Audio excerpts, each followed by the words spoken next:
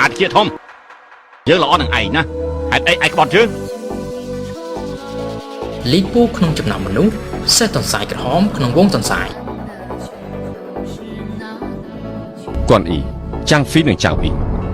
សេចក្តីក្លាហានពួកគេមិនចាញ់លោកមេតបទេខ្លាចស្អីទៅខ្ញុំមានសេះទន្សាយក្រហមលំពេងមេឃាខ្ញុំមិនខ្លាចទេខ្ញុំម្នាក់ឯងក៏បានមានពាក្យមួយម៉ាត់មិនដឹងថាពួកលោកធ្លាប់លឺឬអត់ទេលើលោកនេះមានរបស់កំពូលពីរយ៉ាងទី1គឺលីពូទី2គឺសេះទន្សាយក្រហមលំពេងមេឃារបស់លីពូគេអាចបញ្ចេញយ៉ាងល្អឥតខ្ចោះហើយសេះទន្សាយក្រហមដែលគេជិះមួយថ្ងៃរត់បាន1000យោជន៍លឿនដូចជារទេះរហ័សដូចផ្លេកបន្ទោគេទុកអ្នកខ្លាំងទាំងឡាយជាជនសាមញ្ញទោះជាដីនៅភ្នំ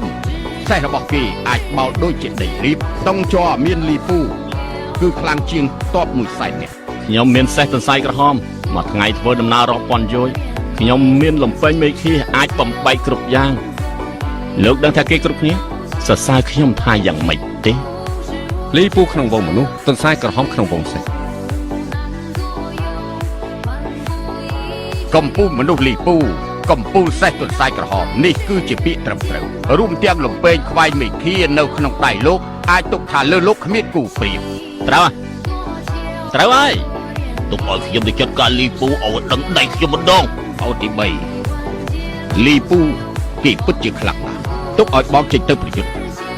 លីពូអាចទប់ទល់ជាមួយនឹងបងប្អូន3នាក់បានដែលនេះជារឿងអស្ចារ្យមួយគូនអ៊ីនិងចាងហ្វៃគឺជាមេតបដែលប្រវត្តិវិទូឈិនសៅ